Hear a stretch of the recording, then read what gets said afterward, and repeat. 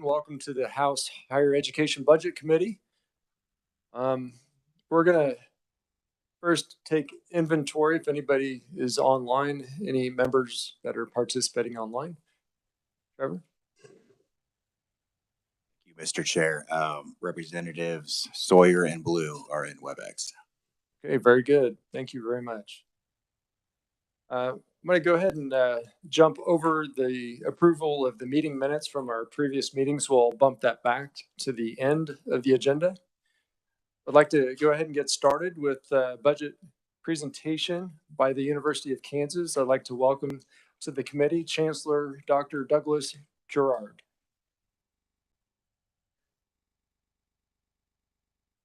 Got that on? There we go. It's great to be here. Thanks for really being so generous with your time with us. And so hopefully I can use that well and bring you up to speed on what's happening at the University of Kansas as we get to speaking about our budget. You should have handouts at your spot there that we'll be running through this afternoon. Please, as my preference, interrupt at any time.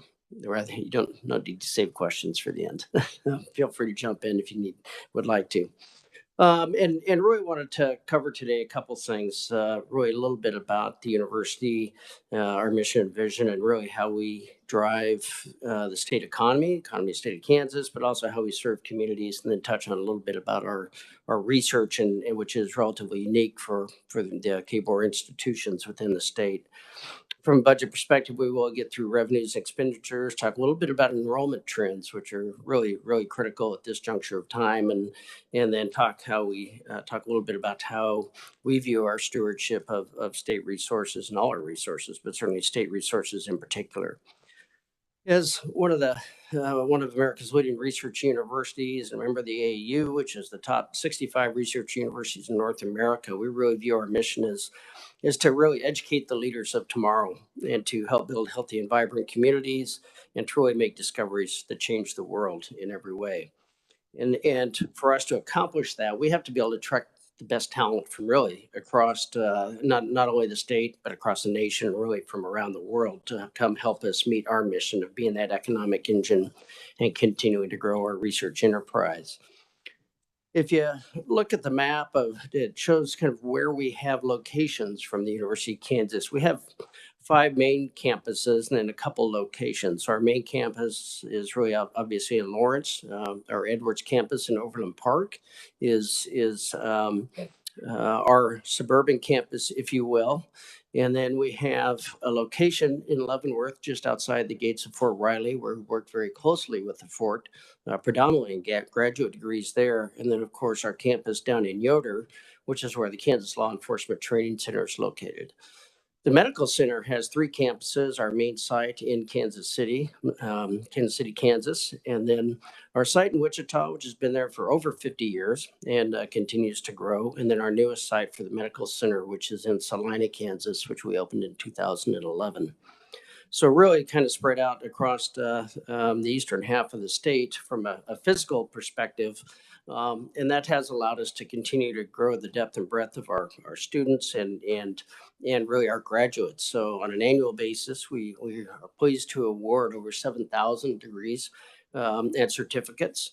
And our mix of students is unique for the state in that we are 41% of our student population comes from outside the state of Kansas. And that's really important for a number of reasons, and I'll share those. But the first is that when we think about our graduates, so 70% of our Kansas graduates, kids from Kansas who come to KU and graduate, stay in our state and our region to take a job.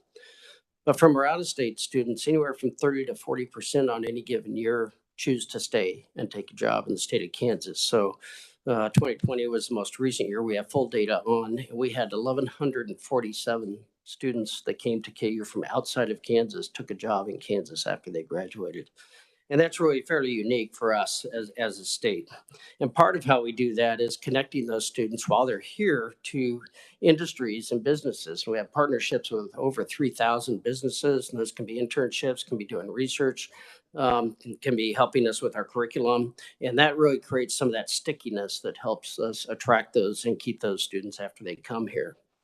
Other ways we help drive the economy is with creation of companies. So we've got 44 active startup companies that have come from discoveries coming out of the university. And we've licensed over 100 of our technologies to other companies to take those technologies forward. If you go to the next page, we really talk a little bit more about our startup environment. The KU Innovation Campus on the West Campus in Lawrence is the site of our KU Innovation Park, and we have over 40 companies that have a presence there.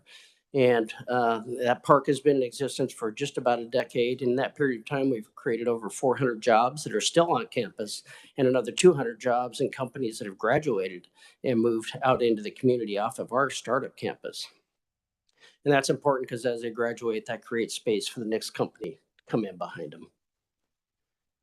When we think about our research engine, we bring in about $400 million a year of research money into the state of Kansas. The majority of that comes from the federal government, but it also comes from states and other areas. But that research employs 4,000 people to conduct that research. And we really have that research spread out across the state. With about $50 million of that spent in 65 counties across the state of Kansas while we conduct that research. And then we're fortunate that our donors are actually spread around the world. Our alumni, 350,000 alumni around the world. So 40% of the donations that we bring in to support the university actually come from outside the state of Kansas, from our alumni who are really spread around the world. When we think about KU, which we don't always think about it this way, but KU and Lawrence itself actually is the #1 tourist destination in the state of Kansas. And a lot of people don't think about it that way, but it a combination of the community itself and Mass Street and the attractions it brings, but also the activities of the university, not the least of which are our sporting activities, really draw very large crowds. And then the number of students and families that we have coming through to visit the campus really drives a significant amount of that tourism. And then we try to position ourselves to be really good partners to take advantage of opportunities when they present themselves. So our National Cancer Institute designation is one of those opportunities that's put out there by the federal government, but you got to go and chase it. And after 20 years of work and support, we have been successful in doing that to reach now comprehensive designation this last summer. But the Cancer Center alone has had over $2.5 billion economic impact on our community through that journey. And we think about things like welcoming Panasonic to the state of Kansas. And we were fortunate to have the leadership of Panasonic with us on Saturday. And they just really reiterated one of the reasons they chose where they chose was the proximity to institutions of higher education, in particular KU, knowing the need that they were going to have for particularly engineering talent. And are very excited at that. That project is moving along very quickly. They already have steel on site. And it's pretty exciting to see what's happening out in DeSoto. A current opportunity that we're very excited about is through the Department of Energy, who is proposing 8 or 10 hydrogen hubs around the country. Hydrogen is viewed as probably being one of the critical future energy sources, and Kansas is very uniquely positioned to do that. And you may hear a little bit later about that from Jay Kelbus. But that's a $1 billion grant opportunity to create potentially even the Federal Reserve of hydrogen right here in the state of Kansas, much of which would be actually across central and western Kansas. And yet you have to have the infrastructure and the expertise in place to pursue that. And we're very happy to help provide that for the state. When we look at the medical center, there are so many ways that the KU Med helps serve our state. Certainly we're spread across the state with Kansas City, Wichita, and Salina. We actually have students and activities in all 105 counties of this across the state. And more than half of the physicians, for example, came through KU and stayed or landed right here in Kansas. We already talked about some of the research designations. Our School of Nursing has developed partnerships with our community colleges to allow our nursing students at the community college to finish their bachelor's degree without ever leaving their communities. We know if they come up to Kansas City to finish their bachelor's degree in nursing, the likelihood of them going back is diminished. And so being able to let them stay and work right in their own community and finish that degree has been really beneficial to our communities. And of course, we've been in telemedicine and telehealth for about 40 years, but the pandemic really demonstrated how critical that could be and continues to be as we've rapidly expanded that expertise to support the rural hospitals in particular who did not have that expertise. But we go really beyond sort of what we think of as the traditional students. With the Kansas Law Enforcement Training Center, we train over 8,000 police officers every year, and we accredit every police department in the state of Kansas, including the State Highway Patrol. That's just one of the functions that the Law Enforcement Training Center does. And again, that's down in Yoder, Kansas. Well worth the trip if you ever happen to be in the area. It's a fascinating enterprise. We've trained over 1,500 city administrators across the state of Kansas through our School of Public Administration. Actually, we have thousands of them across the state, that country. And if you really can't go to a state without running into a graduate of that program, which is the #1 in the country and has been since 1998.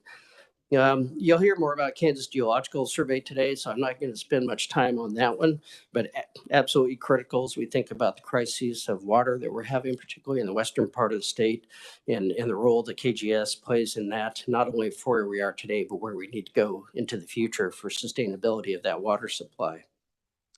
We also run the Kansas Fire and Rescue Training Institute, which trains volunteer firefighters and EMS providers across the state, over 8,000 of those, and train them in everything from modern techniques of fighting fires to extracting people who've fallen into grain elevators and such. Really critical, and they crisscross the state about 150,000 miles a year, training in each and every community across the state. Our School of Pharmacy has placements all around the state, so does the School of Medicine. And that's really important for those students to get exposure to the communities across their state and helps create a pipeline for those future pharmacists and physicians out in the state. And we provide continuing professional education in almost every field that we have a program in across the state, which is a great service. One of the programs that's fairly unique within the country that I'm aware of is the Red Tire program for the School of Business. And that's actually a student-run organization that connects businesses out in across the rural parts of our state that the owners are preparing to sell or retire to try and find buyers. Because if they don't find a buyer and they retire, that business goes away in that community. So they've saved over 90 businesses to date and some 800 jobs. And there's just some examples here of those kinds of businesses in Junction City Veterinary Hospital, Publishing Ventures in Hillsborough, Dental Clinic in Yates, Meat Processing in Concordia, Pharmacy in Concordia. Again, those are businesses that are vital to those communities, but finding a buyer or someone to take over those businesses is quite challenging, and the students have really stepped up in a very creative way to do that. Pushing a little bit further on the research side of what KU is, and it's really probably what makes us most unique within the state of Kansas is the depth and breadth of our research engine. And really that $400 million of annual research funding comes from a number of different sources, predominantly the National Institutes of Health, which includes the National Cancer Institute, the National Science Foundation, but also Department of Energy, Department of Education, Department of Defense, that we all work very closely with. But this research is highly competitive. Depending on the institute, less than 15% of proposals are funded. And so to be able to compete at the highest level against the research universities across the country and be successful takes obviously the best talent. And I'm happy to say we have some terrific talent. Some of the institutes like the NCI, National Cancer Institute, less than 9% of those programs actually get funded. So incredibly competitive. But the impact of that, as I mentioned earlier, some 4,000 jobs created just through the research side alone. That's not to mention the discoveries that come out of that research. And obviously that research helps save lives, improves our healthcare. It really helps us provide the state-of-the-art healthcare right here in the state of Kansas, so you don't have to go to the Mayo Clinic or MD Anderson, but also helps us solve some of the major challenges like water and other things, as you'll hear. Some of our areas of expertise in research are on the next page, and you can see that it's fairly broad from the medical side, including cancer and Alzheimer's disease, stroke, kidney disease, all of which are nationally recognized, but also our drug discovery program, the School of Pharmacy is one of the best in the country, and really have leading experts now in cybersecurity and energy, economics, special education, and public administration, just to name a few. And again, that's a fairly broad but fairly unique set of talents to have in our state that really helps us continue to grow and create those new businesses. I did want to take just a minute to talk about athletics. It's one of the things we talk about on Saturday, but we don't always talk about in these situations. And how fortunate we are to have a couple institutions, both K-State and the University of Kansas, to have athletics departments that are self-funded, meaning they can generate enough revenue and support to completely fund their own operations. Fewer than 10% of athletic departments in the country can say that. That they're usually fairly heavily subsidized by either the school or the students directly. And that is not the case for us or for Kansas State. And that is, we really think about athletics as the front door to the university. One of the reasons we can have 41% out-of-state students, so we can attract that many students from literally across the country, is because we have the opportunity to, on a fairly regular basis, be on primetime television. And if we're fortunate enough to have ESPN Game Day, as we did on Saturday, you get a 3-hour infomercial. It's just incredible what it can do. And we certainly saw that, and I'll talk a little about enrollment, but we certainly saw that after a national championship last spring, but also after a very successful fall with football. Just very directly relates to our ability to recruit students and to bring them in. Next page, you see some pie graphs. The first one is the revenues that come into the University of Kansas. And this is the University of Kansas in its whole, all of our campuses and all of our units. And you can see the state appropriations makes up about 17% of that, probably at its peak. In the last 20 years, that was about 25%. And that tuition and fees now makes up about 21%, so about 5% more than our state appropriations. Those are really the two buckets that we have to operate the university. The other sources of funding that you see on this are dedicated sources of funding. So if we get a grant to do research, we have to use that money to do the research, or yours truly goes to jail. So we are very committed to make sure that we do what we're supposed to do with our funding sources. And so the only other really flexible funds that we have are what we can go and raise through philanthropy and through the great support of our donors. The expenditures you can see break down on the next page, with 29% of our expenditures directly to instruction, not academic support, but actual instruction. And about 23% of that goes into the research one. And you can see all the other support that we have across the state.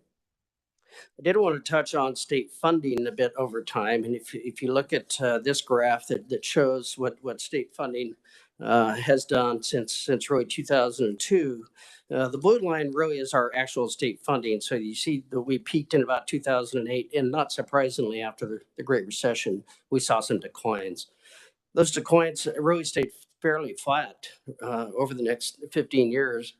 And this last year, thanks to you all, we finally have reached a point that our state funding has exceeded in actual dollars what we had in 2008. If you put inflation on that, which you can see in the red, we're still about 85 million a year below where we were in 2008.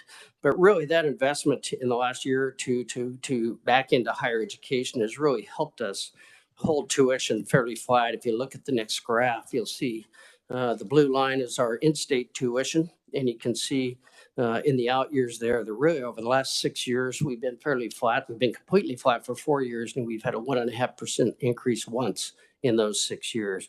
And that would have not been possible without the support that we got from the state to help offset significant inflation over that period of time. I would also point out that we provide over $90 million a year in scholarships and grants to our students to help address affordability issues, which is on the front of everybody's mind. And that really, there's no question, though, that state funding is critical to us addressing affordability. Speaking a little about enrollment, you'll see the next graph, the United States on the black background. And this is a study that came out in 2019, and it shows what's going to happen to the number of high school graduates in each state between now and 2037. Of course, Kansas right there in the middle is in a darker shade of blue, which puts us in the puts us in the 10 to 20% decline category of high school graduates between now and 20 and 37.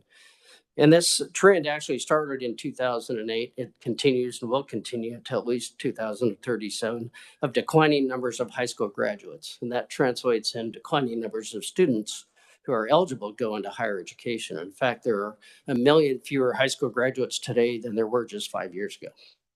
And so and you can see here that impact is significant on the Northeast and the Midwest predominantly, and that we've already seen or felt the impact of this across the Regent system. We're down about 9% overall in enrollment. And so we're really seeing that. You're reading about mergers of institutions, closures of institutions. And that's really as they try to deal with this declining number of students across the country. And we know in 2026, they talk about the enrollment cliff, and that's really, we will see about a 3 to 4% drop in 2026. And that's a direct outlay of not having babies after 2008 for a year or two. Just the birth rates dropped dramatically in the midst of a recession, which is usually what does happen.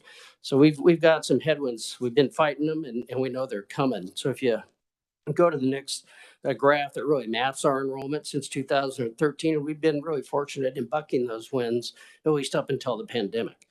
That we've been able to hold our enrollment really quite flat across that period of time. We took about a 3% drop with pandemic. That'll stay with us for 4 years, obviously. That freshman class has to work its way through.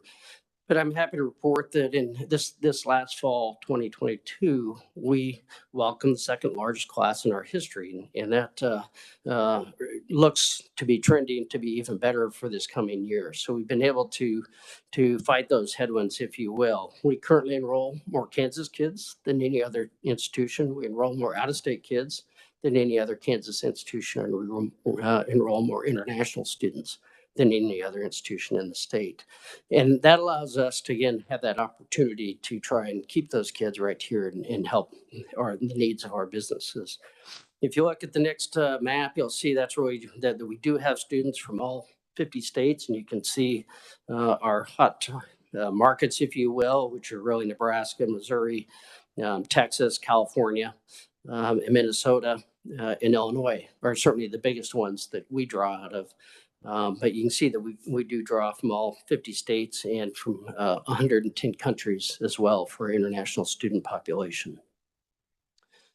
On the next slide, I want to talk a little bit about how we handled those 15 years of essentially flat state funding through a time, recognizing that inflation increased 23% just from 2017 to this year.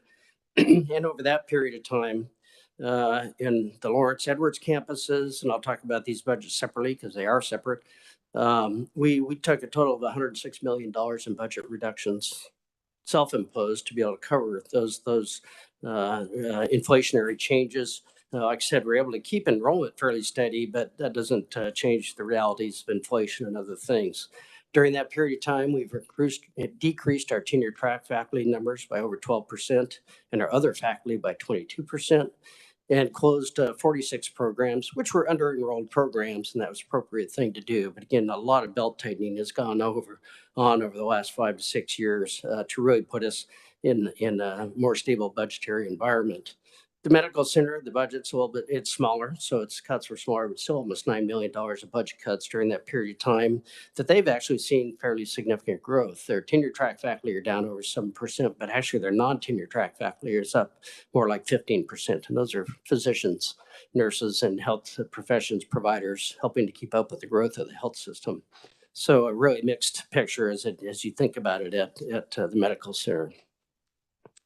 If you go to the next page, we also have been thinking about how we can diversify our income, if you will, how we can find additional sources. So obviously recruiting additional students is an obvious one of those, but industry partnerships, continue to build out our donor relations. We have a new leader of KU Endowment and getting ready to start a campaign in the next year or two and thinking about how to do that. But then looking at what we have for assets and how we might be able to think about them differently. And Jeff DeWitt, who's here with me, is really leading an effort to think about how we invite conventions and other meetings, other activities that are not currently on campus to come and help use our facilities, particularly when they're not as busy in the summer, to create additional revenues to help support our many needs. And we have certainly modified everything from budgeting to procurement, space utilization, security, technology, and are currently in a robust master facilities planning effort to think about what our campus of the future should look like. Given that the mean age of our buildings is about 55 years, I think our oldest building is from 1896, so they do go a little ways back, and it requires some special attention. As we think about this year's budget, we worked closely with our K-Board colleagues and the board itself to put together a request to the governor. The governor did include, I would say, the majority of the items on that request in her budget. And you can really see them on this line here, which is about $107 million of new funding for higher education. You can see how that's broken down, both in one time, but also in base increases. And then did include higher education and the pay increase proposed for state employees. And as you know, that's not always been the case. We're very appreciative of what she has put forward and are fully supportive of what she has there. Of course, there were things that did not make it into that budget. And I would say the number one thing in that category for KU is really funding for the Wichita Biomedical Campus. And if you look on the next page for that, that's really a new home for a number of programs in Wichita. This would be right downtown Wichita, where there's a lot of renewal happening there. But it would be home to Wichita State University's Health Professions Program, to Wichita State Tech's Health Professions Program, and the KU School of Medicine and School of Pharmacy campuses in Wichita, and to pull all of those three programs together into one facility, which does a number of things for us. Critically, it positions us to do current modern healthcare education, which is multidisciplinary in nature. So meaning the physicians, the nurses, the respiratory therapists, they're all working together. They're all learning together because they're going to go work together once they graduate. And so really upgrading that will help us attract the best and brightest to Wichita and help keep them there. But it's also the most cost-effective way to do that. This is expensive space. It's heavy use of simulation. And to be able to create one facility that all three programs could benefit from is really unique in the state to bring three institutions like this together. And we do believe that that'll help us continue to recruit and enroll in the Wichita campus. And I will say that the Wichita campus is known nationally for its success at putting physicians in particular into the rural environment. It's typically ranked between 1 and 3 in the country in success in doing that. So it's this campus in particular is very important to the state for that reason. And with that, I'd like to pause and take any questions, since you're also incredibly respectful and nobody interrupted me. Thank you, Chancellor Gerard. Any questions from the committee? Representative Amix. Chancellor, thank you. It's great to see you today, and always a pleasure to have you in the State House. I got to say one thing, and in your comments, you talk about making KU and Lawrence the #1 attraction. I really believe that. And for my colleagues that I serve with, I got to say this: having the opportunity to serve with you, during a time you've been chancellor, and I was with the city of Lawrence. Administrations working well together in that town relationship, and how important that is, especially as we look at infrastructure improvements and just the magnitude of everything that goes along with it. I want you to know how much I appreciated the time that I had being in Lawrence and being able to work with you and folks from your administration. Thank you. As you're aware, demolition has been, the discussion of a number of my constituents, and I'm sure constituents of yours also. And I'm sure you've had the opportunity to visit with a number of folks. I can't help but notice that in your the questions that you responded to on potential demolition needs that's on campus now, and that you are doing a master planning process right now that you are looking at having completed in June of 23. And the thing that's going to happen is that'll make the determination on which buildings may need to come down, need to be improved. The other, you talk a little bit more about that process, because I know that there's a number of people that are obviously interested in what that demolition and certain halls. Sure. So yeah, absolutely. And rather than making those decisions on a building by building basis, we decided we really need to take pause and look at the entire inventory of facilities. So just the Lawrence campus alone is 1,000 acres and 250 buildings, and hundreds of millions of dollars of deferred maintenance. And so recognizing that to go through the exercise of understanding and building needs have shifted. So we've had significant shifts in where our students are choosing to study on parts of our campus. And so that also dictates demand and utilization. And then there's also, of course, technology demands of what it is, and then that deferred maintenance component. So trying to take all those things together, and of course, with buildings of our age, as you know, if you decide you're going to upgrade them, you have to upgrade them to current code for ADA accessibility, for all the things that go with that, which is often more expensive actually than fixing the building itself. And so trying to take all that data together, put together one package. I will say part of the reasons that's been such a conversation in the community and why y'all are hearing about it now is the Board of Regents changed their process for how we have to put in requests for things, which really required us to put things in last summer, well before we'd completed this process. And so they wanted really everything that we anticipate doing in the next 10 to 20 years. They wanted it turned in. So there's a little bit of guesswork there too. But that starts a conversation as soon as you see it show up on a piece of paper. That said, we do have some major challenges with some of our buildings, and there's no question that the only responsible thing to do is going to be to address some of them, and we will continue to do that. We had a community meeting this actually last Friday about that master plan and invited everybody from the community. I think there's a third one of those we've done, Carla, and to try and invite everybody into that process before we finalize. And the architects are leading that process for us, so it'll be a continued conversation before any decisions are made. I'd like to go to my vice chair, who is online, Representative Blue. Thank you, Mr. Chair, and I want to apologize if I cut out. I'm driving in to the Capitol right now. Speaking about demolition, and I just want for this situation for you, Mr. President, to set the record straight on this, or Mr. Chancellor, sorry, is Smith Hall. There's been a lot of discussion. Could you let everybody know the plan behind Smith Hall and what your plan is to preserve the stained glass that is also in Smith Hall?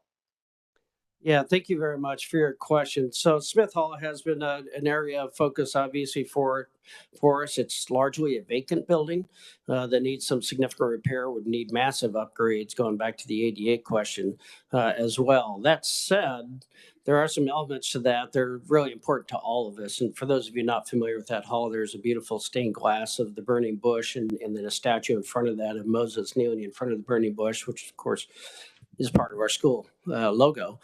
And so if indeed we move towards taking down that building, obviously we need to find a new home and or build a new facility around it.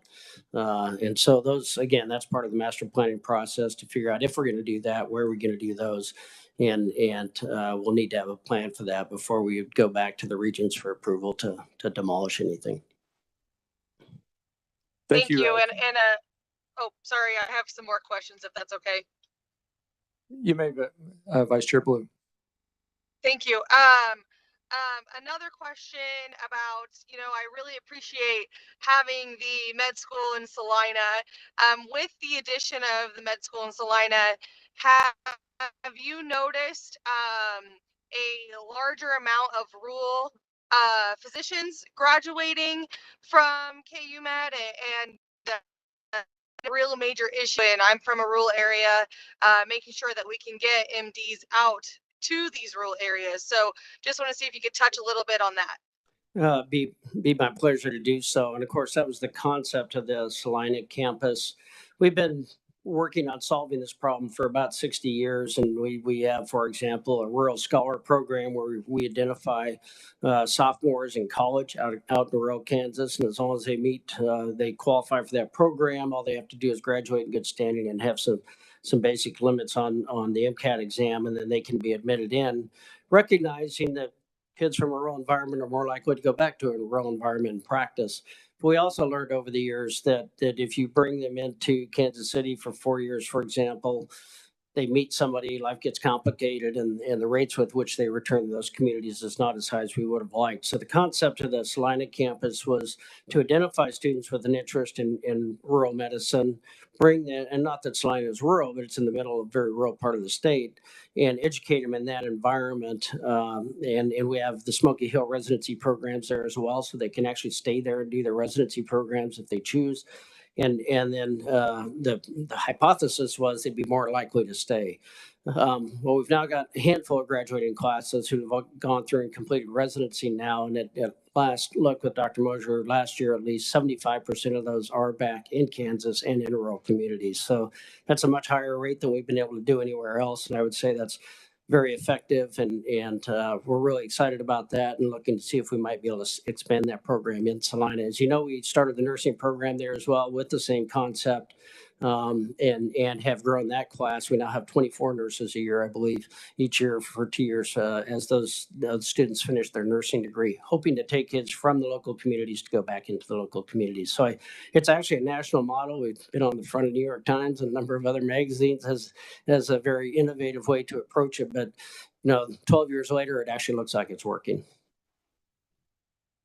Thank you. And I just want to say I'm on the rural initiative with the Supreme Court, and we're trying to figure out how to bring attorneys to these rural counties. And there's been discussion of modeling your guys's process that you have with, or your plan with Salina. So just a heads up, you may be getting a phone call to ask how we can do something maybe with KU Law School and kind of mimic the same process. So thank you, Mr. Chair.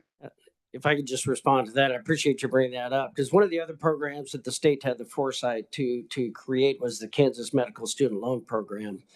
And that's a program where a medical student can identify that they are going, in our case right now, primary care field or psychiatry, and they commit to a year-for-year payback into an underserved community. Most commonly, those are rural communities, in exchange for a full scholarship to go through medical school. So I went through medical school on a Navy scholarship, and it was exactly that. It was year-for-year payback to the military.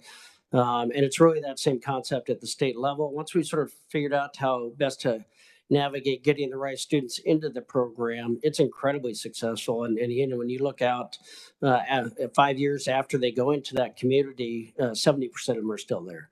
So it's, you got to get the right students in, but then you got to give them the right experience, and then having some financial ties there to help them stay sets them off on a path to success. That we've seen that combination has worked best, and I'm sure that would be the case for law students as well, having a third-year law student myself right now and my oldest daughter. Thank you, Chancellor. We'll go to Representative Wassinger. Then after that, we'll go to Representative Rajas. Thank you, Mr. Chair. I noticed that you've gone up about 102 more full-time employees. What is the reasoning, and what's going on? Why such a big jump?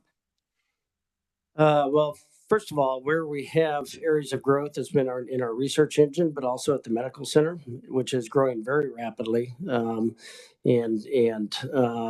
even though we have other areas that are shrinking, we have some areas that are growing and where the funding is there to grow. So trying to move with that. I'd also say we had lost a lot of people through the pandemic, and we're trying to build back up in a few places. Sadly, I mean, we have IT people living in Lawrence and working in San Francisco right now, so it's a competitive market. Right. Thank you very much. Thank you, Mr. Chair. Representative Rajas. Thank you, Mr. Chairman. I have about 3 questions, if that's okay. All right, Chancellor, always good to see you. First off, we've asked all the CEOs to talk about out-of-state tuition philosophy, and it looks like the regions are kind of giving everybody, the way they want to handle it. So where is KU at with the possibility of eliminating out-of-state tuition, or how that works as we look at affordabilities? Sure. Thank you for that. And we actually have been thinking about this for 5 or 6 years. So about 5 years ago, we put a policy in place that really allows the highest achieving students from any state to apply and to come in if they meet the academic standard to come in at in-state tuition, and then we have a sliding scale after that based on their academic achievement. We felt that if we were going to bring out-of-state students to our state and to our university, we wanted them to be some of the most academically talented, and so that's where we put our focus. Knowing that they would graduate at high rates, and hopefully we'd have a chance to keep them here. But we've been doing this for over 5 years. That's part of why we're able to do it. We're able to do it 41% out-of-state students and to be continuing to attract them. But that's a pipeline we started about 5 years ago, and I would like to say we fully anticipated everything that's happening, like a pandemic and other things, but of course we didn't. But the reality is that helped us set the table for the situation we're in right now. So we're not playing catch up at this point. We've been doing this for 5 years. Chairman, the governor did put in $21.8 million system-wide to mitigate inflation. So that begs the question. I've also asked the other CEOs, tuition increase, or what are you looking at as we look at next year? Right. And so the governor also put that in with the hopes of keeping tuition increases low, recognizing where inflation is, recognizing the state funding makes up 17% of my budget. I got to make up inflation on all of my budget. So I anticipate we will be requesting a small tuition increase this year. And we're still in the process of working with the students on what that would look like. Last question, Mr. Chairman.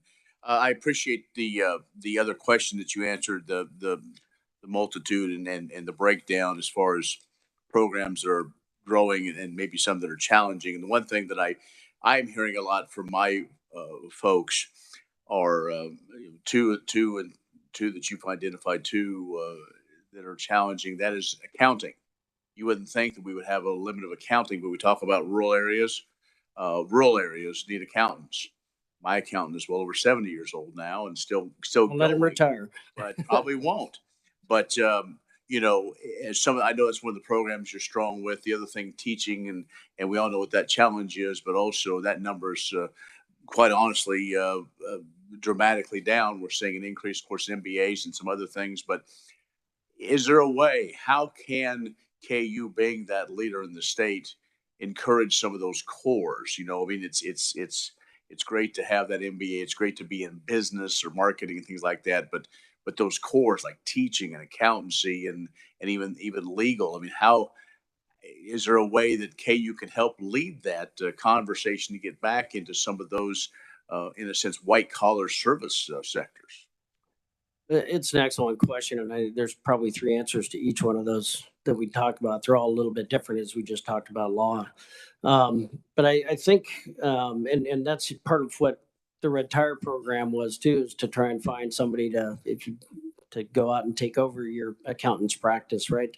And that's not just KU students. Actually, we reach wide and broad to find those people. But we have not historically, to your point, put a lot of emphasis on how we recruit those, particularly into smaller communities.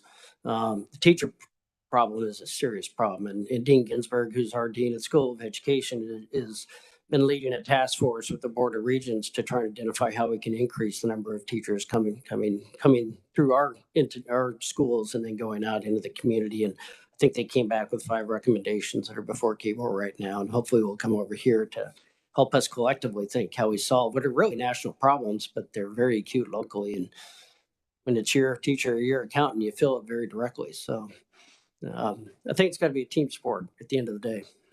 Thank you, Mr. Chairman. Representative Woodard. Thank you, Mr. Chair. I had a couple of questions, but the former last speaker asked a couple that had on them. So thank you for doing that, Representative. I was excited to hear you mention that you're working with the students for addressing tuition. I think it's always important for this body to know that oftentimes when universities are making the difficult choice to request a tuition increase, that involves the Student Tuition Advisory Committee, and oftentimes they are nearly unanimous in their request to support you all in making sure they're supporting their educators. So I just wanted to put that comment out there. The question I have for you is, we heard in your testimony about this being the 2nd largest freshman class. We keep hearing that your freshman class is bigger and bigger year after year, which is super exciting. I know President Linton touched on what they're doing. So I wondered if you could tell us why more freshmen are coming year after year.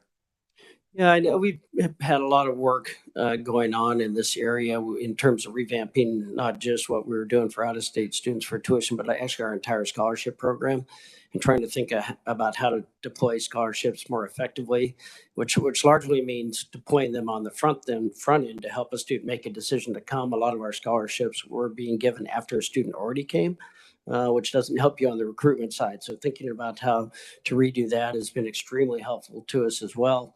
We're redoing our marketing strategy, our communication strategy. We have been for a few years. Our new Jayhawk Welcome Center, which we'll cut the ribbon on Saturday, I think will be tremendously helpful for us because we know actually the most important thing in a student's decision on where to go to college is actually the campus visit.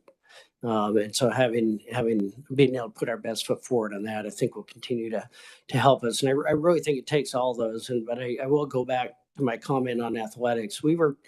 Last year we were tracking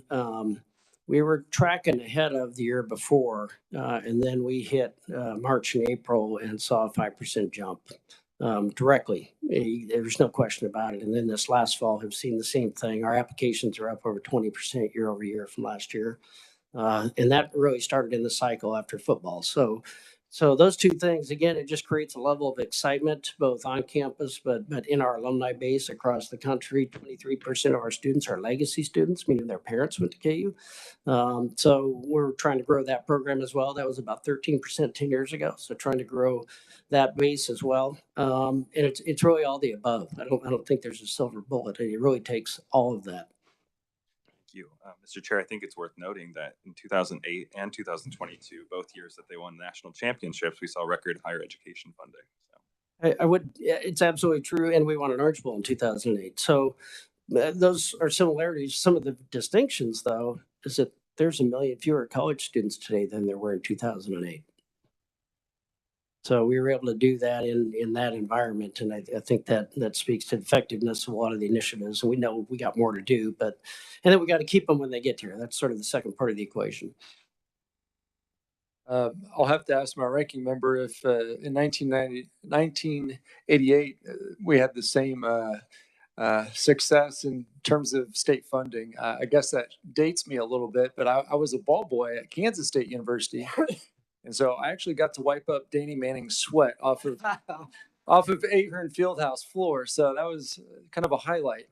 But did you have any other questions? To do some research on that one. I will say I was not alive yet in 1980. Oh, man. That's rough. Oh, man. Well, time gets away from us all, I suppose. I did have some questions, Chancellor.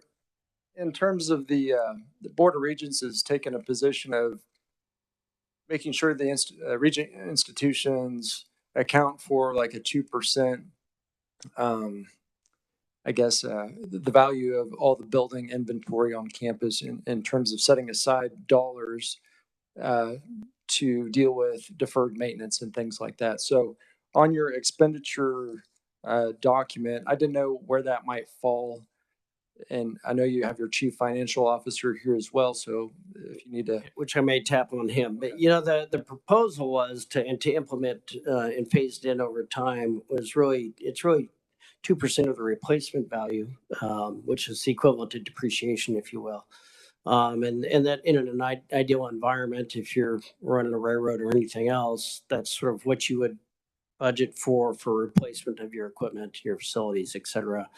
And that number is a large number, given the size and age of our campuses. So we are phasing our way into it. We are very fortunate that you all supported a chunk of money for deferred maintenance that required a match on our part. And we actually put some other things to the side and doubled down on that to draw down that match. Would love to be able to do so again this year. Just accelerates this process of us getting caught up. But it's going to take multiple years for us to be able to carve that into our current budgets. Okay, so looking at the pie graph, it would be under depreciation. Is that fair to say? It's buried in operations. Yeah, we can get you. Do you know what we did last year, actually?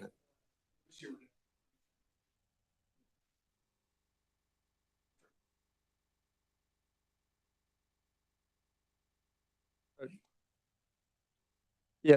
So can you- I can repeat that for you. So what we've done in this last year, what we've committed to do this year is 34 million. It also takes a year or two to get it all done because you have to do the contracting and everything. But a few years ago, EBF for us, the Education Building Fund, is about $11 million a year. So we've actually we've tripled that using our other sources of revenue to do that, and hope to be able to do that this coming year as well. Okay, very good. Thank you. In terms of I've seen a couple names for it. One is the Health Science Education Center down at Wichita, but it's also been called the Biomedical Campus and things like that. Is there a name that has been picked out thus far, or it's still in the works? Clearly not. It depends on the presentation, right? You know, and we're really excited about that. We've not gotten to that point of really deciding what we want to brand it as, but we've not really ever done anything this collaboratively in our state between two of our Regents institutions. This is a first for sure, and there's some technicalities we've got to figure out about governance and expenses and all of that, but we're really excited to have this opportunity. Chancellor, since it was not contained in the governor's budget recommendation, there's been some talk that perhaps maybe Wichita State would need some bonding authority to get this project started. Do you have any information you could share with the committee in terms of, do you have any pending applications with like the Spark Committee, or I know the State Finance Council would have to approve any unencumbered dollars, but could you share any information with us about that? We do have an application in front of the Spark Committee, and I want to say that's a $50 or $60 million ask. I couldn't tell you. I can get it for you in front of the Spark Committee should they come forward with that. Obviously, that goes against the expense of the project. We got $25 million earlier to help start the planning of that project. And then we're open about how to fund this thing. One way would be through bonding authority. Since it's two institutions, the state administration suggested probably be best if the state funded it or did the bonds for it. Whether it's support to us through SGF to turn around and pay the bonding, we can do that. Whether it's paid for another mechanism, but we look forward to working with all the creative people in this room to figure out how to get it done. Thank you. And in terms of the demolition dollars, I know because of the match, sometimes it's hard to do because you've got to ramp up things in the giving. Do you need any reappropriation for any unused dollars from fiscal year 23 for fiscal year 24? Specifically to demolition? Yes. I believe the demolition funds will get used this year for KBOR. But there's also, I think in the governor's budget, another amount requested to continue that process. But now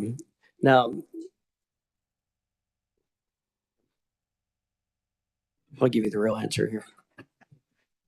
Mr. Chairman, I think it's helpful to make sure that those can be re-encumbered and carried over because of the supply chain issue.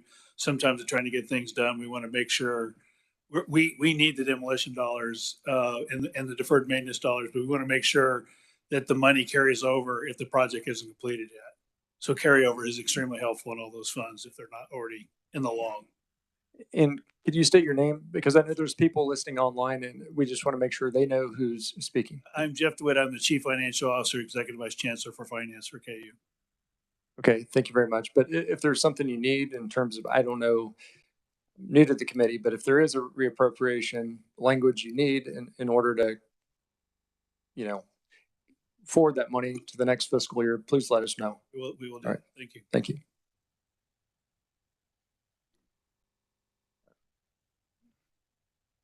Representative Wassinger, thank you. Thank you, Mr. Chair. You were saying that your applications went up, but I wrote it down, 20%, did you? 20%, yes, ma'am. Okay, so what's the percentage of acceptance in all those applications? Do they just float around? So KU on average, we accept about 93% of our applicants. If you meet our academic criteria, we will accept you. So we accept about 93%. The uptake on that, meaning the yield, or those who we accept who actually choose to come, is about a third of that. And obviously, we're trying to work on that yield. So when I say our applications are up 20%, that doesn't necessarily translate to somebody showing up in September. We got work to do. Okay, Then the graduation rate of those that do show up is reflected in your. Yes. So, yeah. So, and we are at an all-time high for us, but we're not What is that? satisfied. What is We're at about 68%. We believe it should be over 70%. So we have multiple initiatives working on that as well. A lot of that's retention, keeping them all through the 4 years to get to the point of graduation. If I may, how likely is it that someone goes almost all the way through and then quits? Is if we lose somebody at the junior level, for example, going into their senior year, it's almost always financial. They have a family crisis or a financial crisis, parent loses a job, something, or a major life disruptor of some kind, if they're that far. So one of the things we're doing is we've developed some student emergency funds. Sadly, for some, it can be your car breaking down is enough to knock you out of college. And so trying to get bridging funds available for students to not drop it. And it's much harder for them to come back, much more expensive for them to come back. So to get them to stay and to finish is much less expensive for everybody. So trying to create some funds that they could tap into in those situations that they wouldn't qualify for anywhere else. Right. Thank you. Thank you, Mr. Chair. Chancellor, I had a pleasure of visiting with some 4-H students earlier this morning. One of them had mentioned concern about admissions in terms of what is required. And the student was under the impression that KU was bringing back the ACT as a requirement for admissions, but I thought maybe the University of Kansas had dropped that as a requirement. And so their impression was that you were bringing it back. So I didn't know if you could comment on that.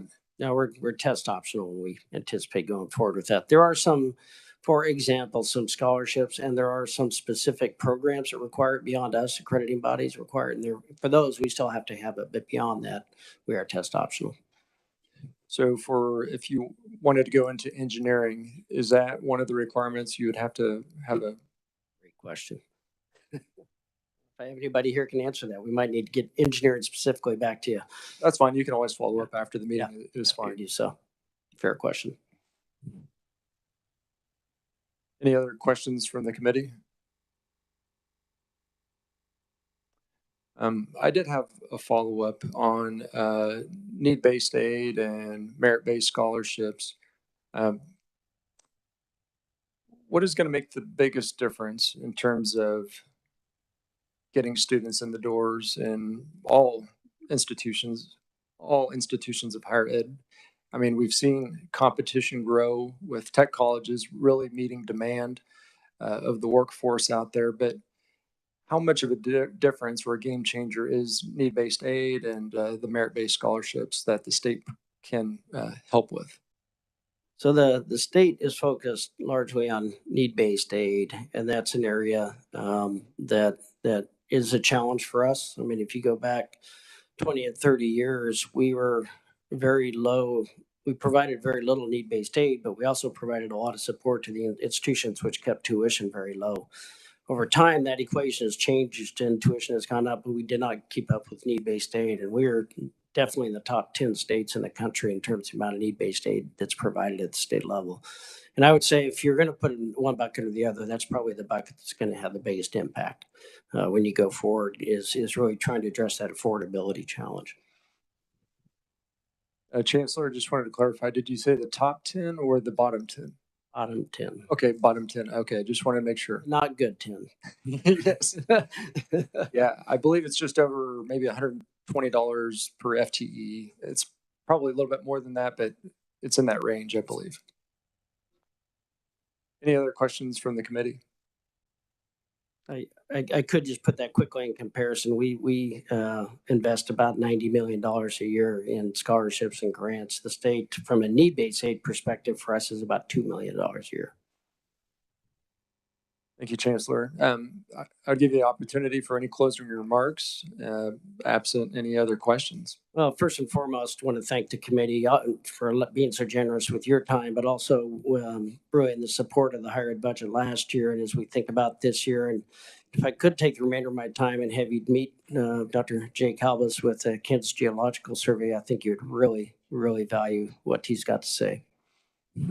Thank you, Chancellor. And I guess we'll bring up the Next presenter before the committee, we have Jay Cablas, Director and State Geologist with the Kansas Geological Survey. Thank you. Thank you very much, Mr. Chairman. I have a presentation. You may have the slides for digital presentation. You also have folders that I've given you with the crest of the Kansas Geological Survey, and that has a PowerPoint presentation. I'll go through each of those slides in turn for this period of time. It's on the right hand of your folders. The folders, by the way, the left-hand side of that really contains a lot of information about some of the key issues: earthquakes, water, water resources, water quality, things like that that you may find of interest. And then looking at the presentation itself. So I'm very grateful to have the opportunity to speak to you all today on behalf of the Kansas Geological Survey, which is an institution that has been in place since 1864 and in place at the University of Kansas since 1889. We have the objective as an agency of providing the clear, data-driven information about the geological resources of the state of Kansas. I think sometimes people mistake the geology of the state of Kansas as being a relatively static topic. It's anything but that. It's really an exciting place, and it's an exciting body of issues that we're addressing. Things like economic development, things like earthquakes, things like water resources, both water quantity and water quality, are the subjects that my staff, which is a staff of about 125 scientists, some of whom are the top scientists in their fields in the world, are addressing every day. I myself am new to Kansas. I came here in August of this year, and I arrived after 16 years of working in the oil and gas industry. I came to the Kansas Geological Survey and the University of Kansas because of its world-class reputation, because of the world-class reputation of the Kansas Geological Survey, and because of our unique ability to address some of the most pressing issues with unique capabilities of the scientists and the staff there. The Kansas Geological Survey really is at the forefront of some of the most pressing issues that we can deal with in energy, water resources, natural hazards, and some more mundane things that you may recognize as part of our geological mandate, things like road aggregates, but have an incredibly important impact on our bottom line for the state. Turning the page, so now I'm looking at a page that has the title of 6 major programs.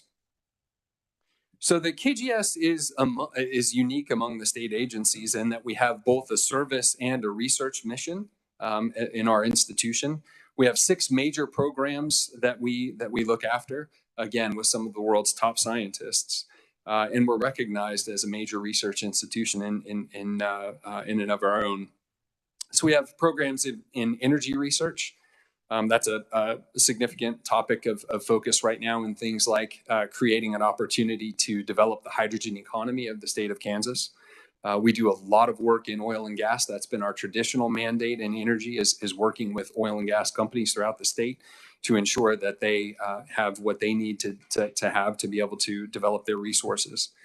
Our most famous program is our water resources programs. So we do work in groundwater monitoring around the state, and that's groundwater level monitoring. I'll show you what that looks like in just a moment. We also do some work that is not traditionally associated with geological surveys. Our digital technology services group is a world-class assembly of folks who, for one, house all of the state's geographic information. So we're the state's geographic clearinghouse. All data comes in through the Kansas Geological Survey and is turned into information for programs like Next Generation 911. So put another way, we have the responsibility of ensuring that the geographic data that we have is accurate and then is disseminated to all 105 counties of the state of Kansas to ensure that first responders get to the right place at the right time. We have work in geophysics and natural hazards. We also do work in geologic resources, and we archive the state's valuable, in fact, priceless geological resources. I'll give you a couple of examples. If you turn the page, you'll see a page with water opportunities for understanding. So our work in water resources is celebrated both throughout the state, at the national level, and international at the international level. And it has literally changed the way that the world views aquifer management, and certainly put ourselves in a position as Kansans to succeed with respect to our water problems. The now famous KGS map on the left-hand side shows the High Plains aquifer thickness, the thickness of the water that's available in the High Plains aquifer. And namely, it shows the change in thickness of the High Plains aquifer since the onset of widespread agricultural use. So the onset of widespread pumping. Red on this map shows where we have greater than 60% reduction in that water resource. So that should raise flags, and has raised flags for all of our institutions around the state, and indeed all of our Kansans. These data are built by the hand measurement of approximately 1,500 wells throughout central and western Kansas every single year. So this is done by the men and women of the Kansas Geological Survey, and then other institutions that we engage with to work in different parts of the state. This is the vital statistic that allows for planning of our water resources, and we're engaged with every single one of the groundwater management districts to ensure that they understand the data, they understand pivots on the data, and that they can that they're empowered with the information that they need to be able to make decisions. Year on year, the scale of necessary work and the importance of this work and a host of similar other analyses has increased. So the requests on our time, the requests on our people has increased year on year. Those demands, however, have not been supported financially by the state of Kansas. We simply cannot maintain the current program or contemplate adding additional programs without enhanced financial support. And that's why I'm here today. Turning the page, we have world-class capabilities and data sets. The pictures that you're looking at here on the left-hand side is a truck-mounted coring rig. This is one of 3 rigs that we use around the state to collect core and logs. This is our window into the subsurface, and it's a rare thing for a state geological survey to have one, much less 3 of these types of rigs. We have these rigs because our clinicians have gone out and gotten federal dollars, brought those dollars back into the state of Kansas to buy critical equipment that now we use in and around the state to collect critical data. We maintain a world-class and priceless rock records facility. So we have 2 facilities that maintains the records from over 150,000 wells from around the state of Kansas. These data are accessed by clinicians from across the state, both private industry as well as state agencies, as well as folks nationally and internationally. They come to our data warehouses in Lawrence and in Wichita to view and work on those materials. If you turn the page, a word or two on geological risk assessments. So again, this is just to show the breadth of what we do in our programs. So this third example shows that we work all around the state in all 105 counties around the state. We partner very closely with KDOT in this instance to identify risks to critical infrastructure. So risks in this case is really associated with shallow sinkholes that develop over time with the changes in the salt that's buried relatively shallowly in the subsurface. But you can see that there are critical risks to things like railways and roads. So those risks have to be identified using a complex array of different subsurface sensing techniques and equipment. We work throughout the state to ensure that our critical infrastructure is maintained and kept safe, and that we have line of sight to emerging issues as they come.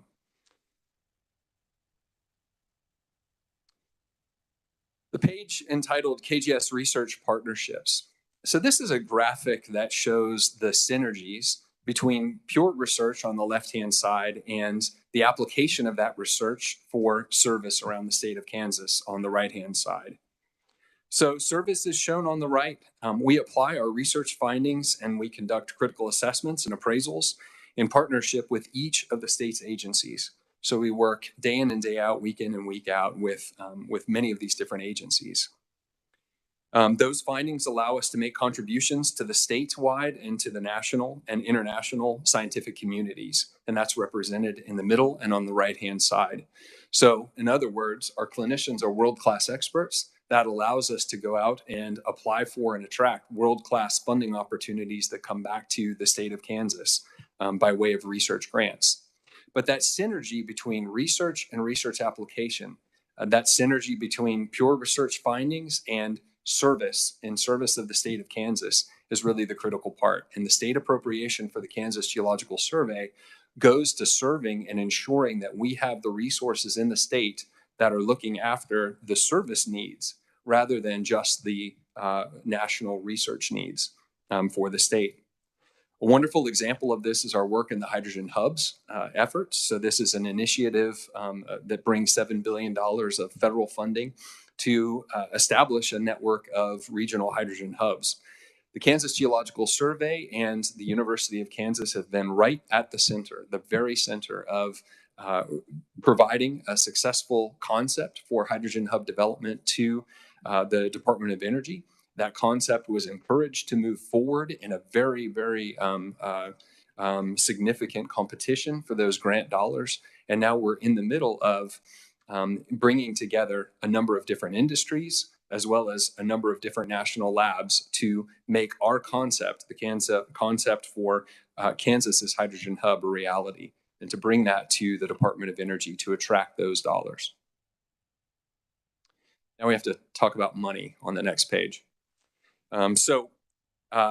This model breaks down when we don't have financial support for our scientists, the financial support that supports their salaries so that they can go out and bring in the research opportunities, build the labs, build the staff, build the student capability that we need to do the science.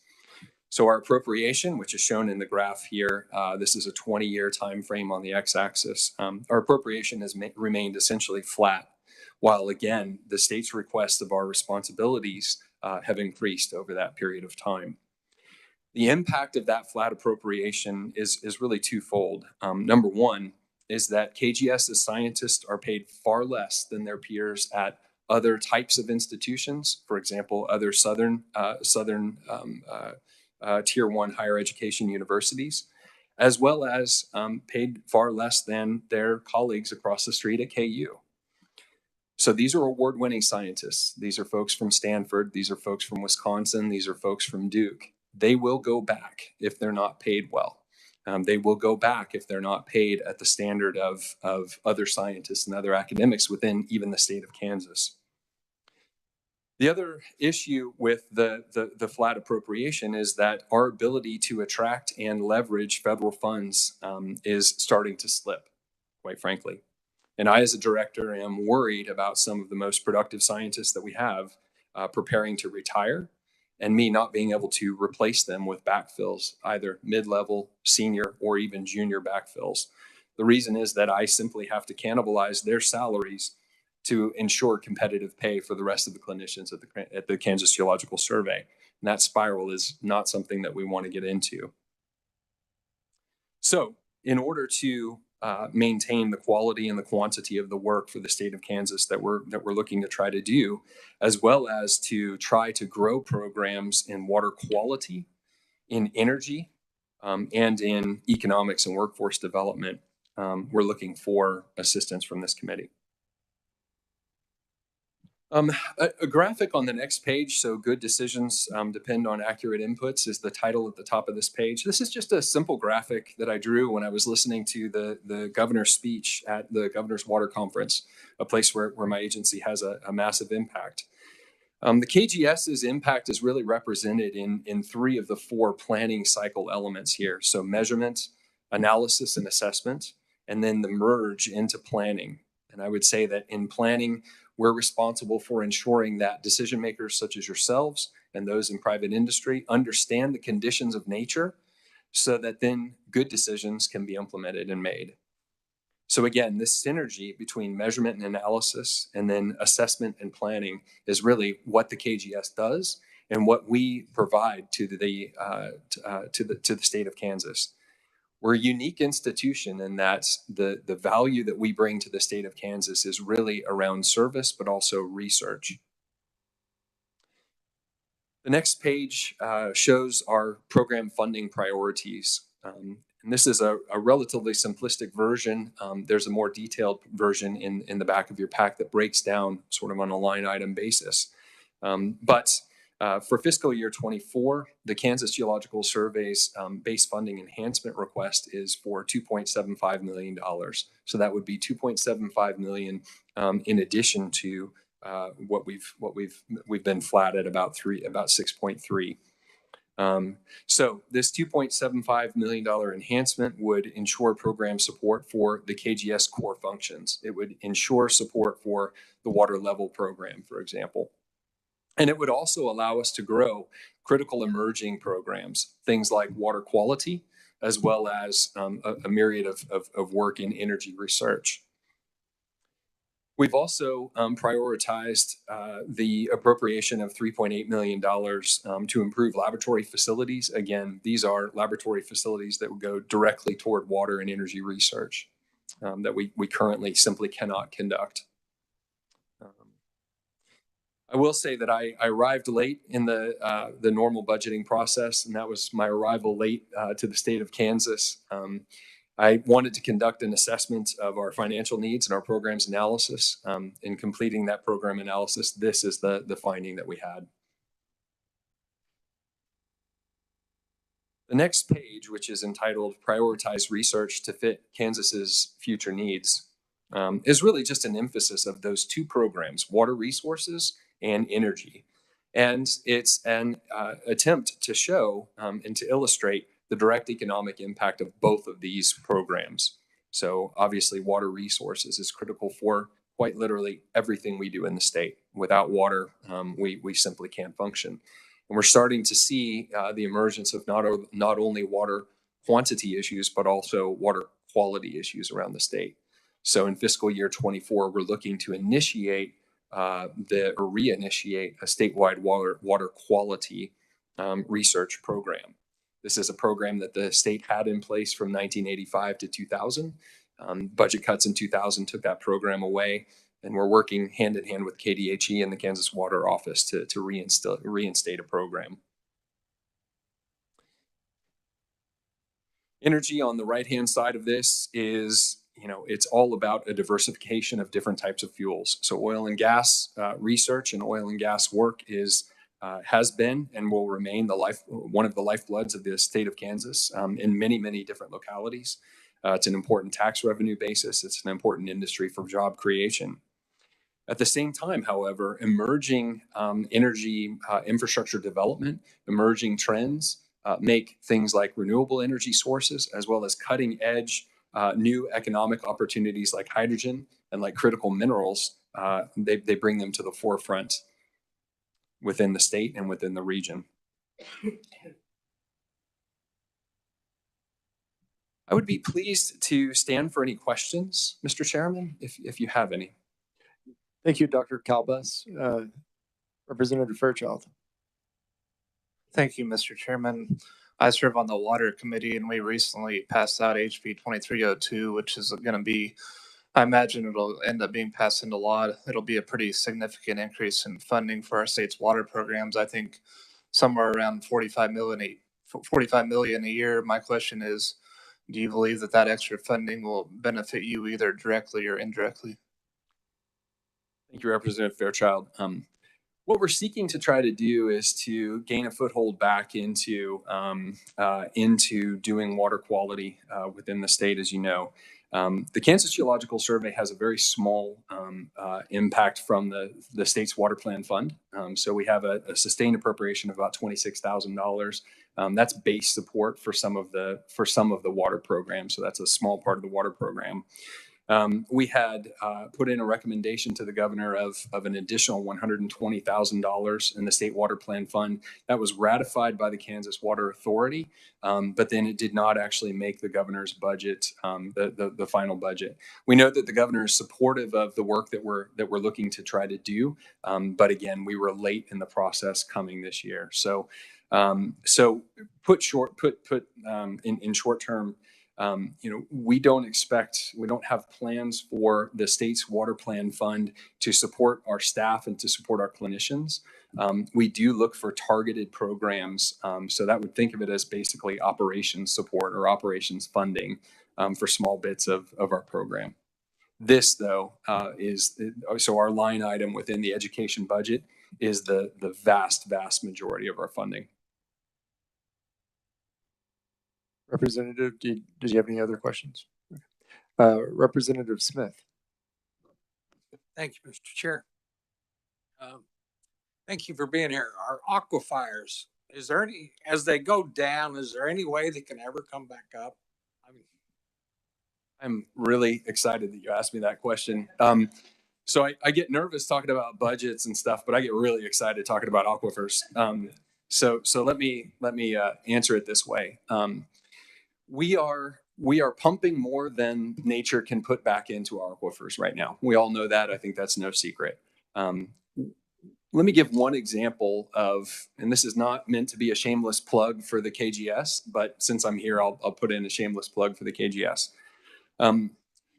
We know that there are, I'll call it permeability superhighways, playas, for example, we think are ways that water can recharge much more quickly into our High Plains aquifer system.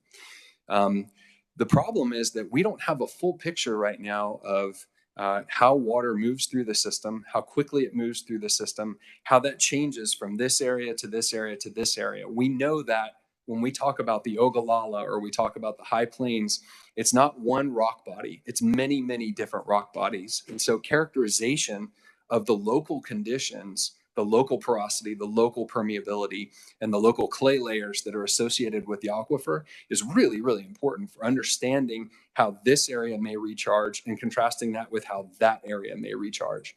So I've come to start saying that we're not going to have one solution to the High Plains aquifer. We may have 20, we may have 30. And a lot of that is going to depend on working with local conditions and understanding those local conditions. Now, that said, I've had phenomenal opportunities to work with the Kansas Water Authority, the Kansas Water Office, the Chief Engineer's Office within the Department of Ag, and each of the GMDs and each of the LEMAs. And at every single instance, I've walked away feeling like we're going to solve this problem because of the dedicated professionals that are in those rooms who are serious folks and they're seriously working on trying to solve the issue. So I've actually walked away very heartened.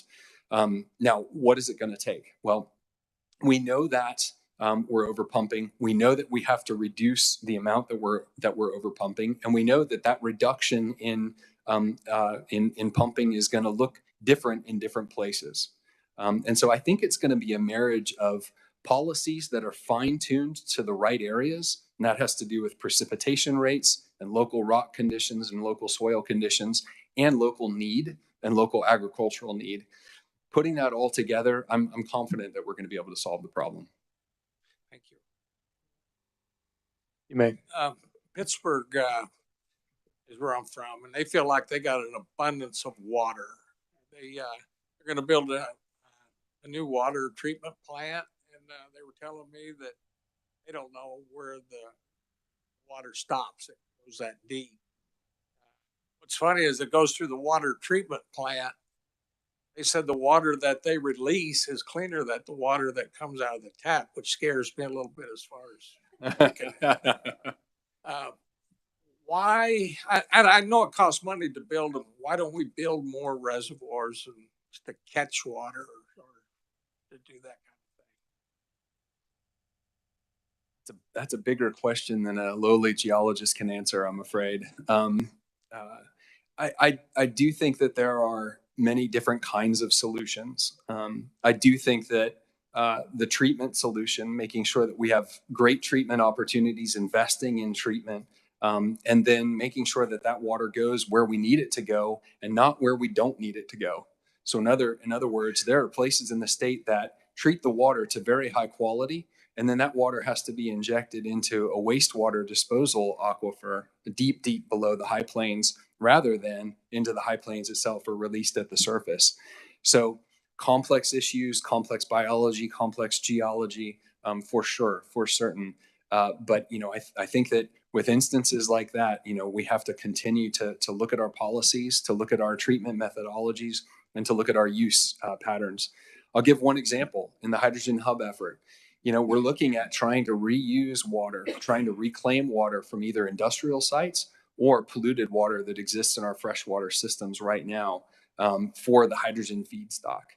So it's really exciting. It's those kinds of solutions that create win-wins for our economy, as well as win-wins for our natural resources management system that is really going to be sort of where we are in 10 years, 15 years, 20 years. Thank you. Thank you, Mr. Chair. Doctor, I guess I get a little excited when we're not talking about the budget because it gives me a little bit of a reprieve from having to talk about numbers. But so I had a follow-up. In terms of the Ogallala Aquifer, is there a consensus that that water is remnants from the last ice age and glacier melt? Or is the source of water from something else? It's a good question. I think the water in the Ogallala comes from many different sources. So some of it is coming in through natural migration across the state in the subsurface. Some of it is recharge water that's coming in as precipitation and then comes through and percolates through the upper layers, the upper overburden layers down into the aquifer. Some of it we call them alluvial aquifers. So some of it is actually water that comes in from the river rather than coming in through precipitation and ponding. So it's this, you know, complex system. It really, you know, I talked in one of the other committees. It really is something that we have to develop things like computer models to actually understand and quantify. One of the things that we're doing is developing a computer model for all but one of the GMDs in the state of Kansas. Those computer models allow us to then turn knobs and fine tune where is water coming in, how fast is water going out. If I put in a new water right here, how is that going to affect the water rights around it? So having that capability then puts the I'll say the resource management terms into the hands of the folks who know best how to manage. So long-winded answer to say I don't know how much of it is glacial. Okay, I was kind of curious because if it is, I mean, we might be really it might be a lot more dire than we think if such a large snow melt, if you will, or glacial melt provided that source of water. And if we're getting that low, I mean, given current trends and precipitation, I just don't see how it can ever recharge quick enough. But that's just my own thoughts, and I am interested in it. I grew up on a farm. We did flood irrigation, so it wasn't probably the most efficient, but in terms of the use of each drop of water going down the rows, but it's what we had available. But what I will say, Mr. Chairman, is you know, we know that we can achieve, we call it Q stable, but Q stable is no decline in the aquifer level. We can achieve that in certain years and for certain times under certain precipitation rates. And so and what we're working on is to try to define what Q stable looks like on an aquifer area by area basis so that individual LEMAs and individual GMDs can go in and make those kinds of decisions. And it's a decision that empowers folks to say, look, we're not talking about reducing all your water rate, you know, no pumping. We're not talking about 50% reduction. We're talking about 18.5% gets you to Q stable in this area. That's one example. So we know that recharge is happening from precipitation, and that, you know, all other things being equal, that will recharge the aquifers. Water doesn't move from county to county, area to area that quickly. It takes time. And so, you know, we know that these local decisions will have local positive impacts. Thank you, Doctor. Go to Representative Rajas. No, time is near, so I have a bunch of questions I'm going to bypass. So I guess since you're in academic leadership now, or somewhat we'll give it for today, you know, as we are appropriators, so how far off are we for geologists? I mean, are we 40% below market 80%? I mean, I'm curious. Where my assistant scientists are 19% below market, and that market analysis is of 70, I think it's 74 other southern U.S. institutions. So we're not sort of talking coasts, we're talking southern U.S. So they're 19% below their counterparts. And our associate level, so our mid-level, mid-career scientists are 25% low compared to their peers. Thank you. Doctor, could you follow up with the committee and just provide that information in writing, as well as you had mentioned planning for future retirements and trying to capture that institutional knowledge to those that are kind of, I guess, mid-level or more just beginning their career. So that'd be helpful as we deliberate budgets. I'd be very happy to do that. I have exactly the 2 slides that I think will be helpful to the committee. Very good. Representative Wassinger. This is more of a comment to make you feel a little bit better. The local enhanced management areas are working really well, in particular in Northwest Kansas. The Lima up there reduced their take from the aquifer by like 30%, and I would venture to guess it was pretty close to Q because the aquifer was rising. So what this tells us is that farmers got together and decided that they would change how they irrigated their crops, and instead of flood management, more of a direct watering, and it's worked. And so I have great faith in Kansans. I think they will all come together and know what they need to do in order to keep our state alive and well. And so I appreciate that in any sense, but I wanted to make you feel better that it's not just glacial. Thank you, Representative. I appreciate your optimism, and it's good to see not only those conservation efforts happening, but also the research going into more resilient and drought-resistant crop varieties and things like that that can help producers stay in business, but also be mindful of the precipitation that we are getting. I did have some extra follow-up questions. Does anybody else have any? I'll give you time before myself. No? Okay. Do you have any involvement with the cleanup at Schilling, the former Schilling Air Force Base in Salina? There was contamination from Department of Defense, basically solvents that were used to clean off planes and all sorts of military grade equipment. And there's a contamination issue. I didn't know if you had any involvement in that cleanup effort or surveying. We do not on that one. Yeah, so we'll say we did do some consultation work for the recent oil spill. And this is actually, I'm really glad we're talking about this. This is a great example of when the state calls, we try to answer, but our numbers are so few now that we don't have the number of clinicians that we would like to bring to bear to be able to answer the state's call. So the example in this case was the oil spill. We were asked to connect with KDHE and to provide them information about what could monitoring, long-term monitoring. Of course, they and the EPA have local responsibility for the near-term cleanup and monitoring. But after that, what kinds of issues might we want to look for in the aquifer system around that spill? So we came and answered that call and have been very much involved in discussions with those agencies and my counterparts, the directors of those agencies. I will say, though, that we're very stressed in being able to do that, again, because of resource limitations. So.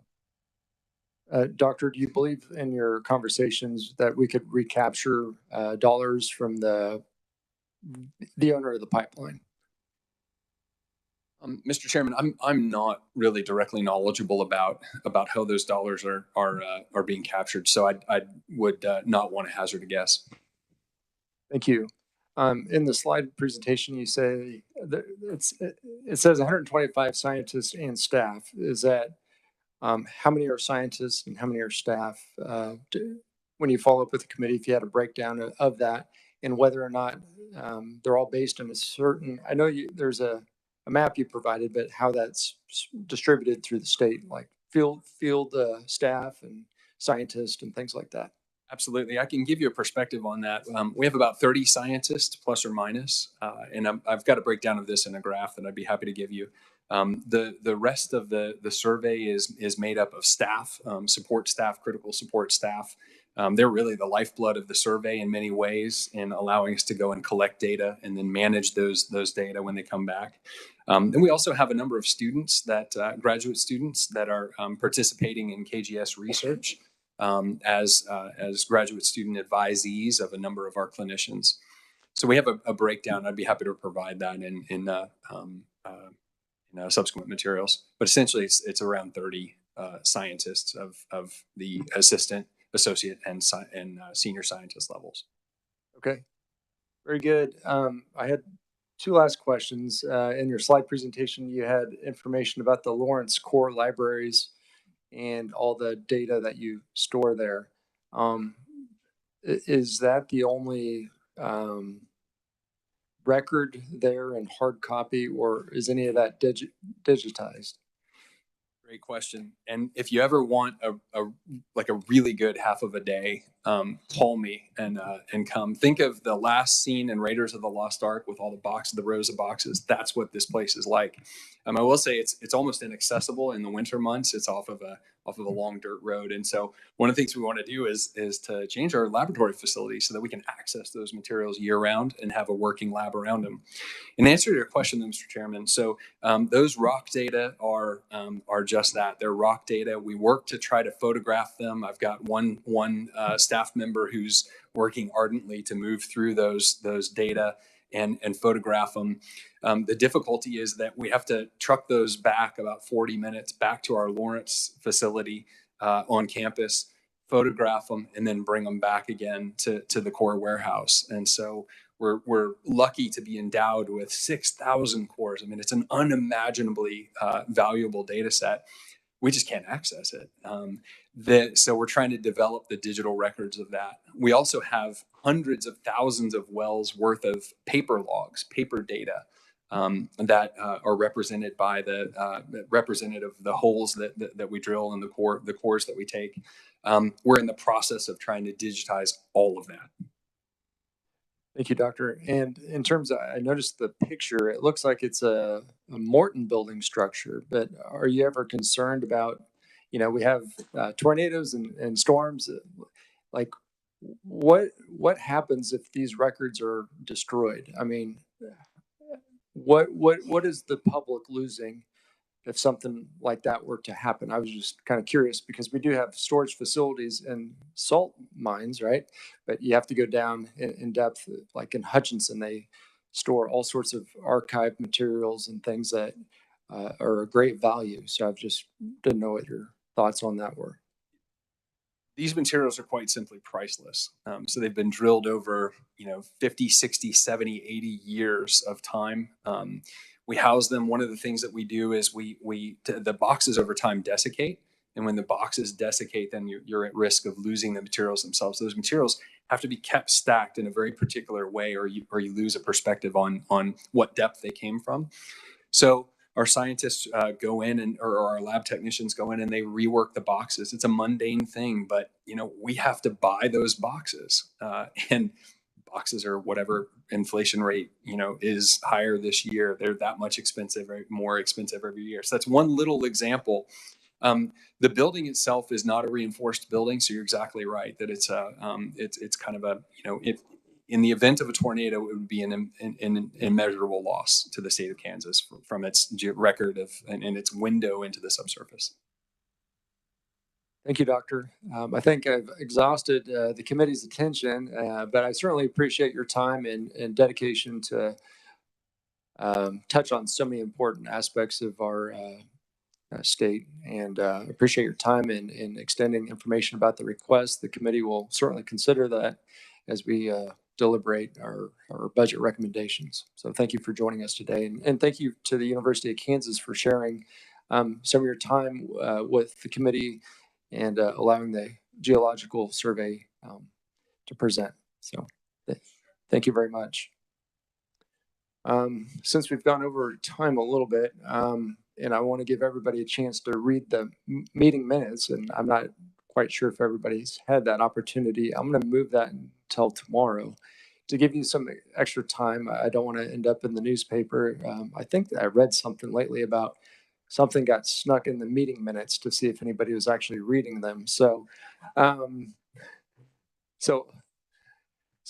we'll put that off until tomorrow.